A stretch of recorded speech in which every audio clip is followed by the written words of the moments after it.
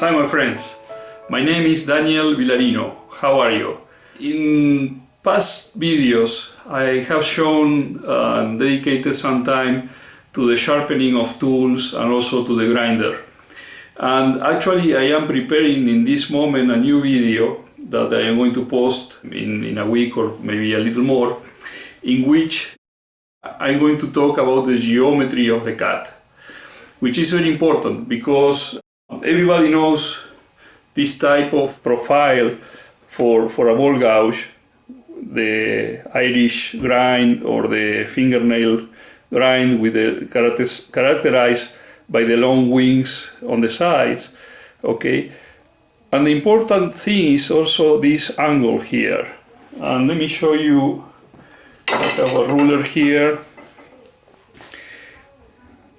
There, if I put the ruler on the profile there, you can see that the angle between the ruler and the bottom of the tool is about 45 degrees, okay? And this is great when you are working on certain conditions, and particularly the exterior of the balls, and also in the interior when you are doing the part that is closer to the rim of the ball. But when you get deeper towards the bottom of the ball, and if the angle of the ball is really close, then what happens is that the heel of the profile, this part here, begins to touch in the wood, and you can no longer keep the profile against the wood, which obviously affects the cut. The other thing that happens is that this part of the tool will begin to touch with the rim, also providing serious problems. So for that area of the ball, the best is to have a traditional grind, and also with an angle here that is more open than this one. This one again is about 45 degrees, so I want an angle that will be maybe 80 degrees, okay? So I got these two ball gouges. This one is a half an inch ball gouge, and this one is 1/4 of an inch. They are actually, I bought them because they were pretty inexpensive. This one cost me about $35 and this one a little less than 30. So basically what I want to do is to reshape the tips, because if you look here, this one, the grind of this one, even though it is not a fingernail grind, but the angle there is maybe 40 degrees. And in this particular case, the angle is even smaller, maybe 30 degrees there, okay? So I want to grind these two with a conventional grind, but with a higher angle that will need some reshaping in the grinder, and then to provide the new edge, of course. So I want to show you how I am going to do this, and in a future video, as I said, I want to explain what are the advantages and disadvantages of these different type of grinds for different parts of the ball. For sharpening, I have this jig that basically you place the ball gouge there like that, and then you set this distance over here. I have a stop to put it at 2 inches. The other thing that is important is how far from the stone is this pivot point. And then one of the important things to make the angle is this angle here. So I have marked there, for this particular case is a number 5. I will have to modify that for the new grindings that I'm going to do. In order to be able to replicate the one that I already have, which I really like for that ball gouge with a dark handle, I have made this sort of template here, And you can see that I can fit this here and replicate exactly the angle that I already had. And I can remove it from there, and you see there I put the type of tool for which I use that template. So I will have to do another one for the new grinds that I'm going to do now, and I will show you that. Okay, well, that's today's project, so let's get to work. In the grinder I have two wheels. This one is 80 grit and this one here is 220. So I'm going to move this from the 220 to the 80 first, because the first work that I want to perform, it will require a lot of removal. So I'm going to use this one, which is coarser, for that, and then I will move it back here to do the final sharpening.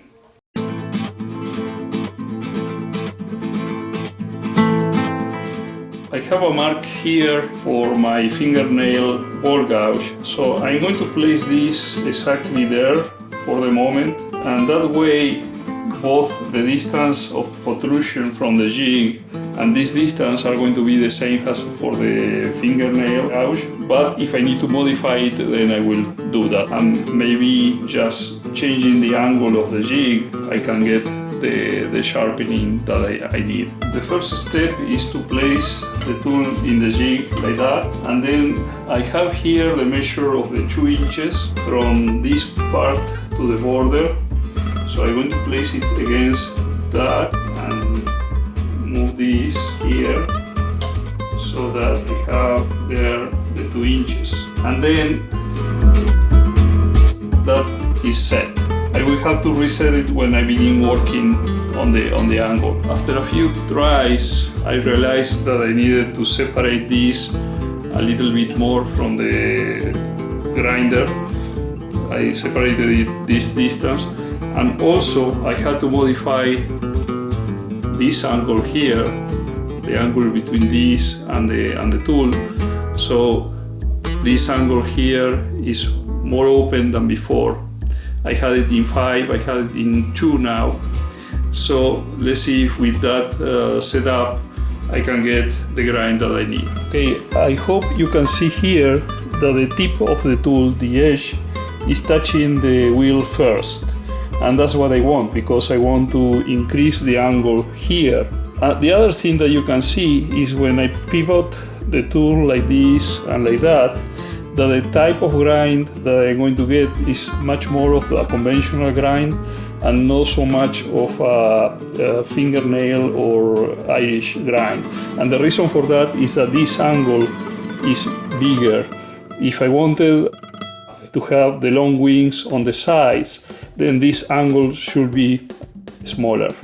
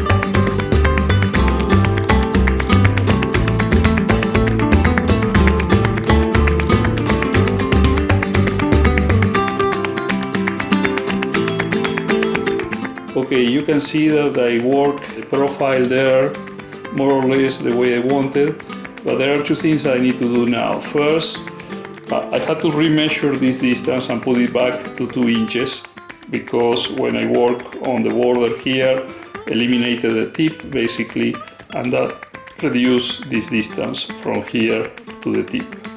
Okay, the second thing I had to do probably is to modify the angle, maybe put it in 1 here, because I would like to have this angle a little bigger. Right now I think it's probably 75, maybe 80. I would like to have it a little more. Okay, so I'm going to do that right now.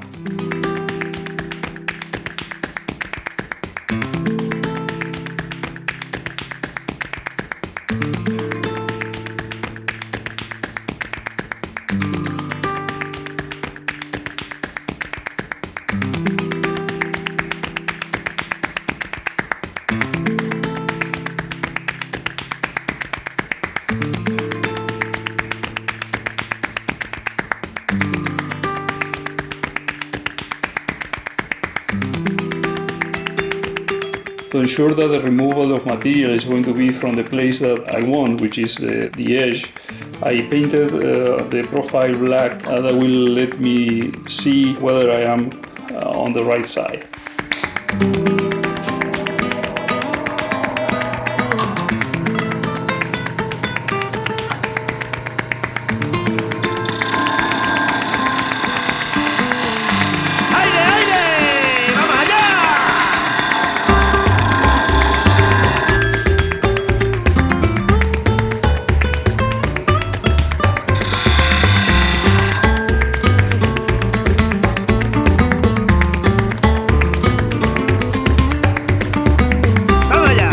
There you can see that it effectively is taken from the edge and not from the heel.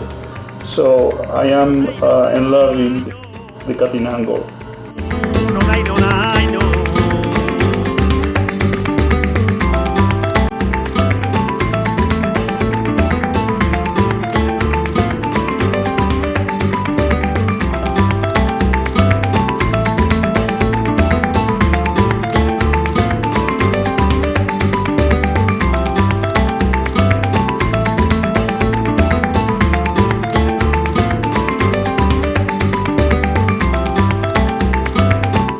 Okay, I have the shape that I wanted, and the angle, as you can see, is much bigger than in the case of the fingernail ball gouge that I have.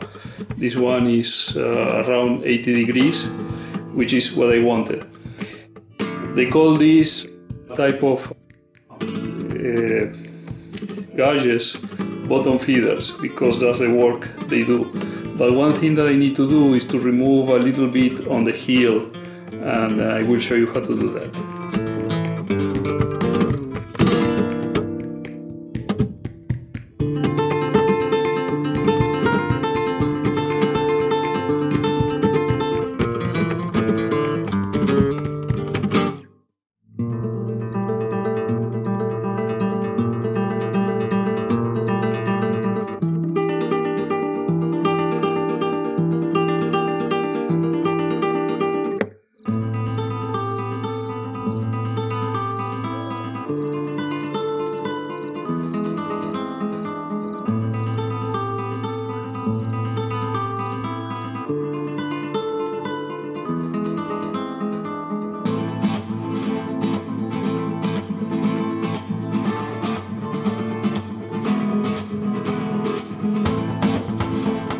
Okay, I remove a bit of the heel, as you can see here. That will allow me to get better in those close curves in the ball. And now what remains to do is to apply the sharp edge with a thinner 220 grit wheel.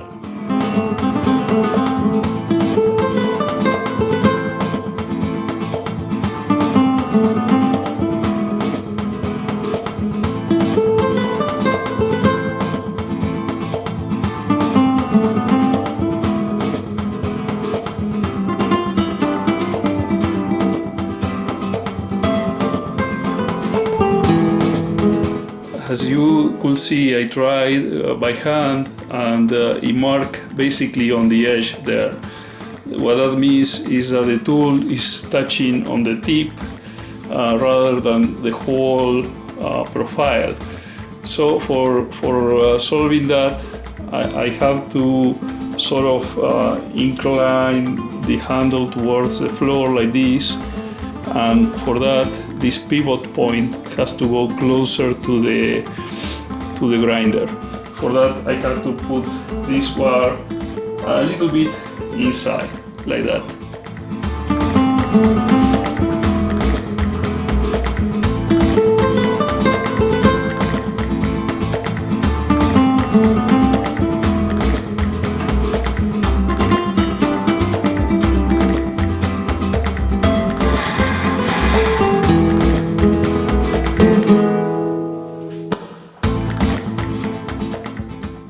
Okay, you can see now that the bar of shiny metal is going all the way from the second heel, let's say, to the border, so that's what we want.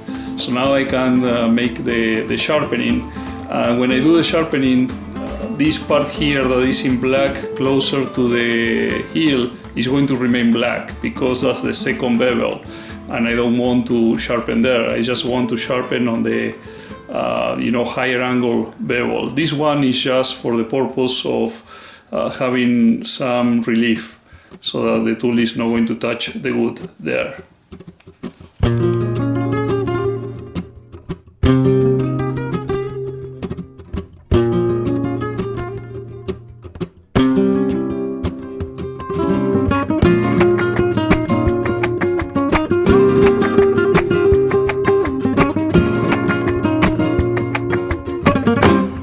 That's it. All it requires was just a couple of small passes there with the finer stone of the 220, and you get a beautiful sharp edge there. And as I said, the black part here is the relief cut that I did before, so that it didn't grind on that area. So now all remains is to sharpen the smaller one, and of course try them, see how they work. I almost forgot. Once I remove the tool from here, one of the things that remains to do is to take this and place it on the board to get the pattern for this particular grind.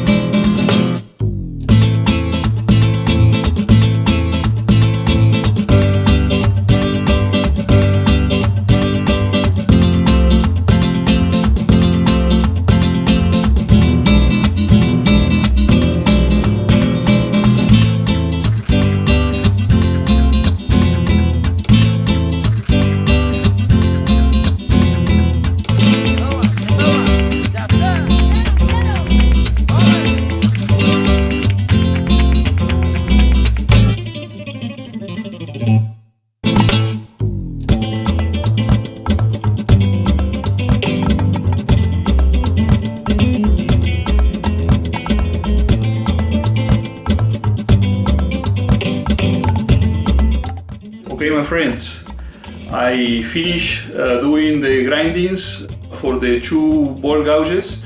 The 1/2 inch one, you can see there, with a much steeper angle, almost 80-85 degrees there, and the heel, of course, taken off. And the same for this 1/4 inch. I did the same. So I am not sure whether I am going to keep this with such a big angle there. Maybe I will change it a little bit later, because I think that for sharpening this on the CBN wheels, it may be a little dangerous to have the tool too perpendicular to the wheel, because it may grab, produce a catch, and that might be dangerous. So maybe I will reduce the angle for this one. For this one, there was no problem. So I have now these two, the fingernail one and also the large one that has a conventional grinding. I should be able to basically take care of any type of job in a bowl, in tight spaces, or for finishing cuts. This one, supposedly the 1/4 inch, is going to be very useful for that, because having a smaller diameter, it will take less material, and those cuts are going to be nice for the final passes of the shaping of the ball. Also, I have these two patterns now. The initial one, which was for the fingernail grinding, and these two for the bottom feeders, so that I can replicate them easily. I put these nails surrounding the patterns so that I can place the jig there and replicate the position. So I cannot wait until I try it in some project, see how they work. That will be for the next video probably. Oh no, the next video is going to be the geometry of the cutting edges. So probably the following one. But in any case, that's all for today. I hope you enjoyed the video. If that's the case, please mark the like button below, make comments, and also if you haven't subscribed yet to my channel, do so. That way, every time I upload a new video, you're going to receive a notification, and it will be until the next one. Cheers!